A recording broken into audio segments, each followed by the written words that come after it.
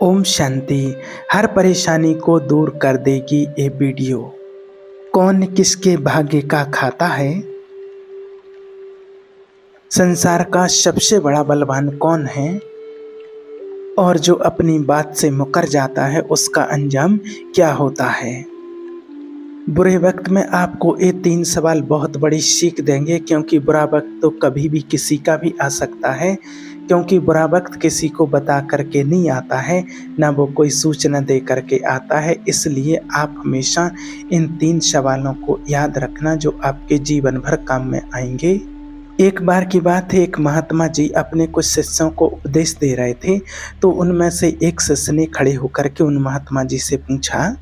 महात्मा जी से 3 सवाल किए। वो शिष्य बोला, पहला सवाल उसका था, कौन किसके भाग्य का खाता है? दूसरा, संसार का सबसे बड़ा बलवान कौन है? तीसरा, जो अपनी बात से मुकर जाता है उसका अंत में क्या अंजाम होता है? महात्मा जी कहते हैं, तुम्हारे तीनों ही प्रश्न बहुत ही महत्वपूर्ण है, क्योंकि इन तीनों प्रश्नों के उत्तर हर मनुष्य आत्मा को जानना जरूरी होता है। इसलिए आपको इसके लिए एक उदाहरण के माध्यम से समझाते हैं, और उसमें आपको इन तीनों सवालों के जवाब मिल जाएंगे। देखिए, एक जंगल में एक बरगद का बहुत विशाल पेड़ था। उस पेड़ पर एक बाज पक्षी रहता था। उस बरगद से थोड़ी ही दूरी पर एक बिल था, और उस बिल में एक सर्प रहता था। फिर एक दिन जैसे ही सर्प बिल से बाहर निकलने लगा, तो उस सर्प को वो बाज पक्षी देख रहा था। जब वह सर्प बिल से बाहर निकलने लगा, तो उसी समय बाज उस सर्प पर झपटा, परंतु सर्प अपने बिल से अधिक बाहर नहीं निकला था, इसलिए वो वापस बिल में चला गया। फिर थोड़ी देर बाद सर्प ने अपना मुंह बिल से बाहर निकाला और देखने लगा कि बाज पक्षी यहीं पर है या कहीं दूर चला गया है। फिर वो बाज पक्षी दोबारा उस सर्प पर झपटा, परंतु वो सर्प फिर से अपने बिल के अंदर छुप जाता है। जैसे ही सर्प अपने बिल से बाहर निकलने का प्रयास करता है, तो बाज उस पर हमला करता और उससे उठाकर ले जाने की कोशिश करता है। बाज मन में सोच रहा था कि जब भी तू बाहर निकलेगा तो मैं तुझे अपना भोजन बना लूँगा।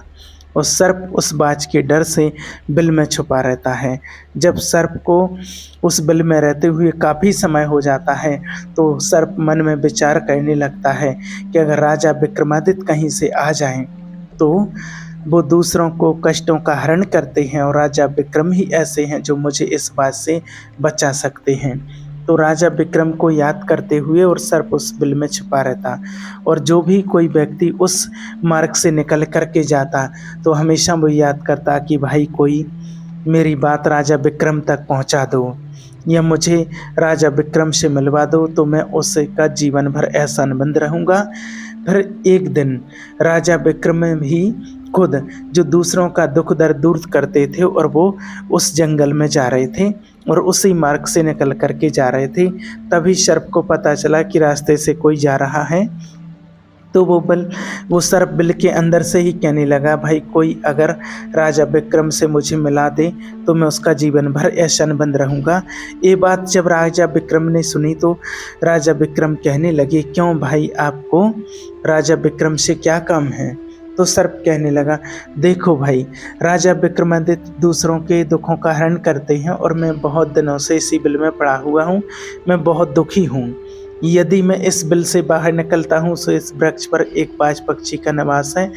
वो बाज पक्षी मुझ पर उसी समय हमला करता है, इसलिए मैं इस बिल से बाहर नहीं निकलता हूँ, और ना ही मुझे कुछ खाने को मिलता है। मैं ऐसे ही इस बिल में पड़ा हुआ हूँ, ऐसे ही अपना जीवन व्यतीत कर रहा हूँ। राजा विक्रम कहने लगे कि हे सर्पराज, मैं ही राजा विक्रम हूँ, बताओ तुम्हारे कष्टों का निवारण कैसे करूं? तो सर्प कहने लगा कि हे महाराज, जैसे भी आपको उचित लगे ऐसा ही कीजिए, लेकिन मेरा इस बात से पीछा छुड़ा दीजिए, नहीं तो एक दिन ये मुझे मार डालेगा। राजा विक्रम कहने लगे कि हे सर्पराज, तुम कहो तो मैं तुम्हें कहीं दूर इस वन में छोड़ दूं। सर्प कहने लगा, महाराज, जब आप मुझे कहीं दूर छोड़ने के लिए जाओगे, तो ये बाज हमें देख लेगा और ये वहीं पर जा कर के बैठ जाएगा, और मौका मिलते ही ये मुझे मार डालेगा। राजन, आप मुझे दूर छोड़ने के लिए कुछ और उपाय कीजिए। वो सर्प कहने लगा कि हे राजन, कुछ समय के लिए आप अपनी कमर में लपेट लीजिए, मुझे स्थान दे दीजिए। जब इस बाज को पता नहीं चलेगा कि सर्प कहाँ गया और मैं तुम्हारे साथ इस वन से बहुत दूर चला जाऊंगा और आगे जाने के बाद मैं आपकी पीठ से दूर चला जाऊंगा, आपकी पीठ को छोड़ दूंगा। राजा कहने लगे, ठीक है सर्पराज, आप आइए और आप मेरी पीठ में, मेरी कमर में लपेट जाइए। राजा विक्रम उसको सर्प को अपनी जगह स्थान देते हैं, अपनी पीठ पर अपनी कमर में लपेटने के लिए स्थान देते हैं और सर्प आता है और राजा विक्रम की कमर से लिपट जाता है। और ऐसा करते करते बहुत समय हो जाता है और वो सर्प आराम से लिपटा हुआ राजा विक्रम की कमर में रहता है। और राजा विक्रम जब जंगल में चलते चलते बहुत आगे निकल जाते, काफ़ी दूर पहुंचने के बाद उस सर्प से कहने लगी कि हे नागराज, अब आप मेरी कमर को छोड़कर और आप बाहर आ जाइए। अब ये सुनसान वन है, इसमें कोई बाज आपको परेशान नहीं करेगा। ये बात सुनकर के नागराज कहने लगा कि नहीं महाराज, अब मैं आपकी कमर से दूर नहीं हो पाऊंगा। राजा विक्रम ने कहा, क्यों भाई, आपने तो मुझसे वादा किया था कि आप मुझे आगे सुनसान वन में छोड़ देना, मैं आपकी कमर को छोड़ दूंगा। अब क्या हुआ, सुनसान वन आ गया, अब आप मेरे को छोड़ दीजिए। सांप कहने लगा कि देखो महाराज, जैसा रहने का आनंद आपकी कमर से लिपट कर रहने में है, ऐसा उस बिल में नहीं मिलता है। अब मैं तुम्हारी पीठ को कभी नहीं छोड़ूंगा। राजा विक्रम मन में सोचने लगे कि ये तो बड़ा ही दुष्ट सर्प है, अब मैं क्या करूं।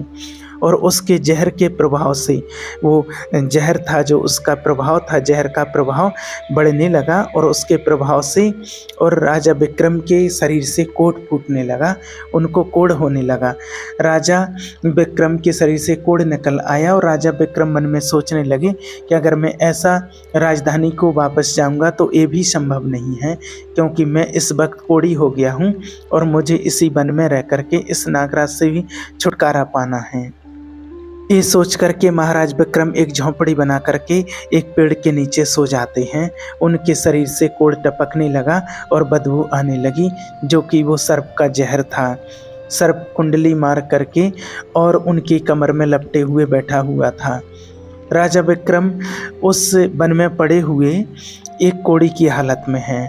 अब इधर में उनके ही समय, राजा विक्रमादित्य के समय पर ही एक प्रसिद्ध जनपद था श्रावस्ती, उसके महाराज थे ताम्रध्वज महाराज। ताम्रध्वज महाराज की 3 पुत्रियां थीं और राजा ताम्रध्वज बड़ा अहंकारी और बड़ा ही अभिमानी राजा था। फिर एक दिन उसने अपनी 3 बेटियों से पूछा कि बताओ बेटियां, तुम किसके भाग का खाती हो। पर उनमें से 2 बेटियां तो राजा के डर से कहती हैं कि हम तो आपके भाग्य का ही खाते हैं, परंतु उनमें से एक चित्ररेखा नाम की एक जो बेटी थी, वो अपने पिता से कहती है कि पिताजी नहीं, मैं किसी के भाग्य का नहीं खाती हूँ, मैं तो केवल अपने ही भाग्य का खाती हूँ। उस बेटी की बात सुनकर राजा को बहुत क्रोध आया और राजा ने उसी समय नाई और ब्राह्मण को बुलाया और नाई और ब्राह्मण से कहने लगा कि आप इन दोनों बेटियों का रिश्ता तो किसी राजा के यहाँ करके आइए, और जो ये बड़ी जो बेटी है इसका रिश्ता कहीं कोढ़ी कलंकी व्यक्ति से, जिसके हाथ पैर नहीं हो, उसके साथ करके आइए। फिर राजा का आदेश मिलते ही नाई और ब्राह्मण उन 3 बहनों का रिश्ता करने के लिए चलते हैं। उन्होंने राजा की दोनों छोटी बेटियों का रिश्ता तो किसी राजवंश में कर दिया, परंतु तीसरी बेटी के लिए वह ढूंढते ढूंढते हुए उसी वन से निकल करके जा रहे थे जिस वन में राजा विक्रमादित्य अपनी झोंपड़ी में कोढ़ी के रूप में पड़े हुए थे। उनके शरीर से कोढ़ बह रहा था। तो राजा विक्रम को देखकर नाई और ब्राह्मण कहने लगे कि इससे अच्छा तो कोई व्यक्ति हमें नहीं मिलेगा, इसलिए इसके साथ ही राजा की लड़की का संबंध करके चलते हैं।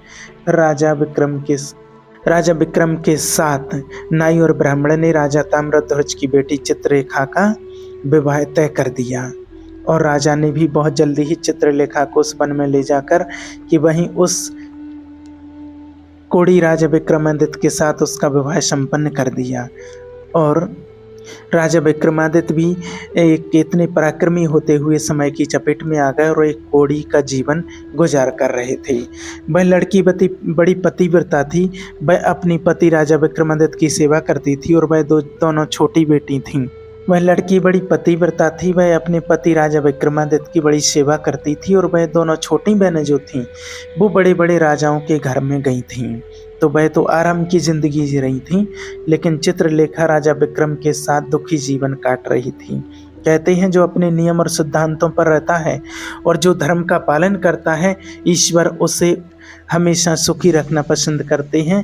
भगवान उसे हमेशा सुख प्रदान करते हैं। अब उस झोंपड़ी में रहते रहते चित्रलेखा को राजा विक्रम के साथ बहुत दिन बीत जाते हैं। तो उस झोंपड़ी के साथ एक पीपल का वृक्ष था और उस वृक्ष के नीचे एक दूसरे सर्प का बिल था।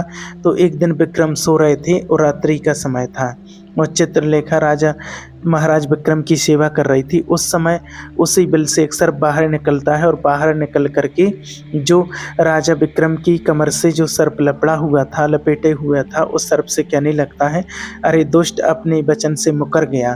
तूने तो महाराज विक्रम से गया था कि मैं दूर बाहर वन में जा कर के आपकी कमर को छोड़ करके आपकी पीठ से दूर चला जाऊंगा, और तुम ऐसे परोपकारी राजा की पीठ में जा कर के बैठ गया। तुम्हारे जहर के कारण राजा के पूरे शरीर से कोढ़ निकल आया है। तुझे शर्म नहीं आई कि तूने कितना गलत काम किया है? क्योंकि इतने समय में राजा विक्रम जाने कितने जीवों का दुख दूर करते। वो सर्प आगे कहता है कि अगर कोई सुन रहा हो तो मैं तेरे मरने का उपाय बताता हूँ। यदि कोई गंगा जल ला करके इस राजा को पिला दे तो उसी समय तेरे 100 टुकड़े हो जाएंगे और राजा इस तेरे सर्प के तेरा जो जहर है उससे मुक्त हो जाएंगे।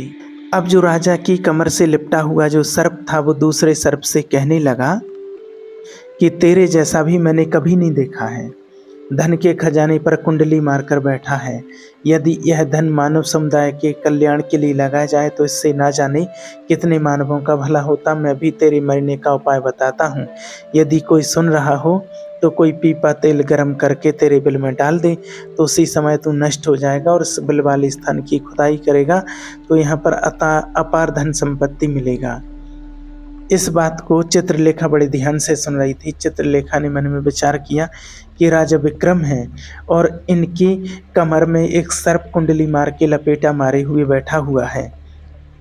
इस कारण से महाराज के शरीर से कोढ़ निकल रहा है। तो वह बेचारी चित्रलेखा एक महर्षि के आश्रम पर पहुंचती है। उस महर्षि से अनुरोध करती है कि हे महात्मा, मुझे एक गिलास गंगा जल की आवश्यकता है। महात्मा जी ने कहा कि तुम कौन हो और गंगा जल का क्या करोगी? तो वह चित्रलेखा कहने लगी, हे मुनिवर, मैं राजा ताम्रध्वज की बेटी चित्रलेखा हूँ। मेरे पति के लिए मुझे औषधि के लिए, दवा के लिए गंगा जल चाहिए। उस महात्मा ने उसे एक गिलास गंगा जल दे दिया और एक गिलास गंगा जल लेकर के चित्रलेखा चलती है महाराज के पास। महाराज विक्रम के साथ पहुंच गई और पहुंच करके कहने लगी कि महाराज, यह दवाई है आपके कोढ़ को सही करने के लिए, आप इसे ग्रहण कीजिए। राजा विक्रम उस गंगा जल को पी गए और जैसे ही राजा विक्रम ने उस गंगा जल का पान किया तो उस सर्प के उसी समय 100 टुकड़े हो गए जो उनकी कमर में लपटा हुआ था और वो उसी समय वो सर्प नष्ट हो गया और धीरे धीरे राजा के शरीर से वो कोढ़ जो था राजा का वो धीरे धीरे करके सही होने लगा और कुछ ही दिनों में राजा का कोढ़ एकदम सही हो गया। राजा का पूरा उपचार हो गया।